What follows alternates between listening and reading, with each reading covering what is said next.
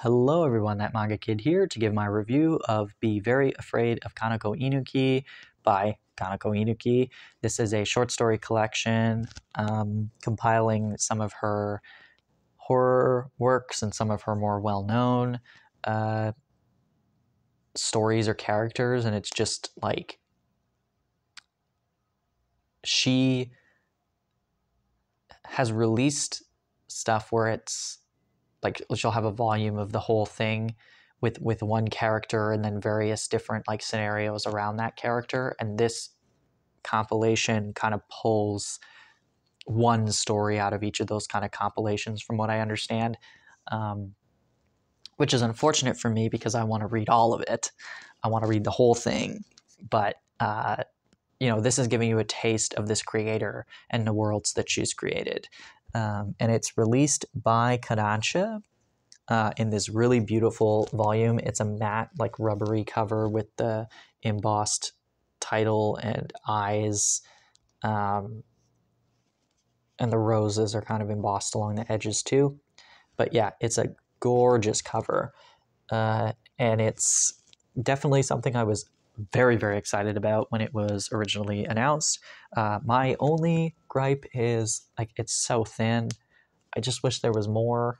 I wanted to read so much more, and I do know that I know a lot of people who did pick it up don't have very great things to say about it. So unfortunately, I'm not sure that we will get more stuff by this creator in English. I don't know. I really love short story collections, and I really, really love the campy, sort of humorous horror that comes out of Japan, and I particularly love the shoujo horror, which we do not get enough of in English. So when this was released, I was just thrilled. But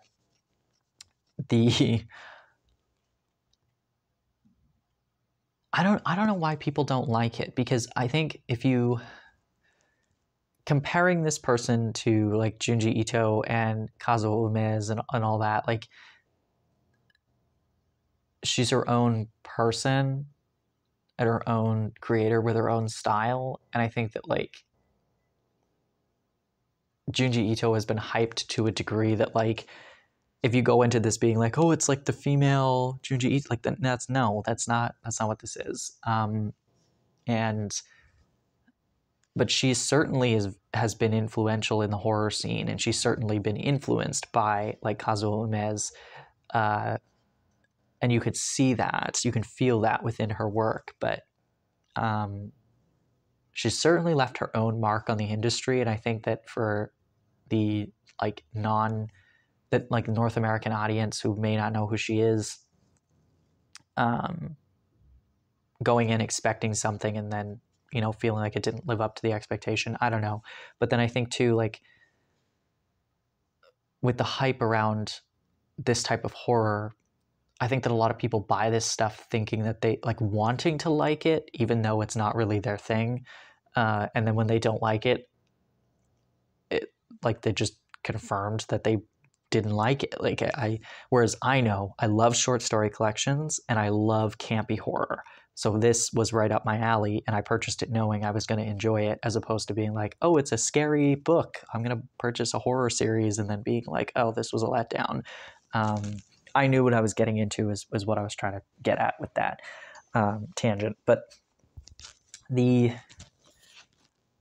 I really loved, actually, the beginning has the cast of characters, and it goes through all the different characters and has like a bunch of information about them. I thought that was very funny.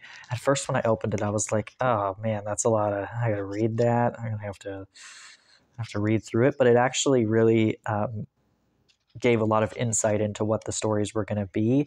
And I think that it's because I think it did that, and I think it was smart it did it, because like I said, this was pulled from, like, each story is kind of pulled from a larger anthology. And so these characters appear in her other, like she has other stories that feature these characters that obviously aren't within this collection. And so for me, I've never read her other stuff, I don't know who these characters are. And so being introduced to them in that way was a really nice thing, so that I can go into when that short story involving that one particular character comes up, I go, oh, right. I know that she has this character trait or whatever. But yes, the art is the art is very interesting. I find it very funny. I did find some of these kind of creepy, not scary. And I think that's the problem and the misconception. If you go, oh, this is a horror title, it's going to be scary.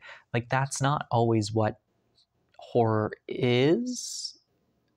It's like I said, this is more of a campy horror. It's definitely creepy. It's definitely gross in some respects, and it's certainly unsettling in others. But it's also drawn in a very particular way that doesn't lend itself towards like jump scares or, you know, really, really graphic whatever. Like, it's kind of cutesy, but then also some characters are just horribly ugly. But it's also funny, but then you're laughing going, oh, I'm laughing at a very actually gross situation. One of the stories in particular is about this really young girl who is determined to be older and to be seen as older, to be seen as a lady. And she's like 5 or 6 years old, and she catches the eye of this teenage boy who is gross looking and clearly unliked by everybody. He's also like a stalker and everything. And so she kind of like gets in his face and wants to be adored by him, as she does with every male person ever. And so some kind of relationship starts, and like that whole scenario is gross and creepy and weird and unsettling. And the way it's drawn is bizarre. Like the whole story is bizarre, but it's also funny the way that it's drawn. And then also you're like, I don't like these characters, but also she doesn't deserve this because she's a child. And it really plays a lot with kids, and like creepy children, or children with very interesting, weird quirks to them. And yeah, it's a for me, this is added to my horror list of things I'll probably read every year, along with Dissolving Classroom and Portis.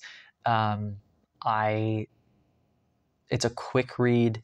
It's a fun, creepy, like, ugh, that was just, ugh, you know, whatever, but not like overly violent or grotesque or like genuinely scary, more just like campy kind of scary, which I love. So yeah, I loved this. If anything I said sounds at all intriguing to you, by all means pick this up. But you know, if you know yourself and you don't like short story collections and you don't like campy humor or campy horror kind of humor, that like this isn't going to be for you, so don't waste your money. But yeah, no, I loved it. It was fantastic. I'm really glad that this is released, and I'm glad that I finally read it.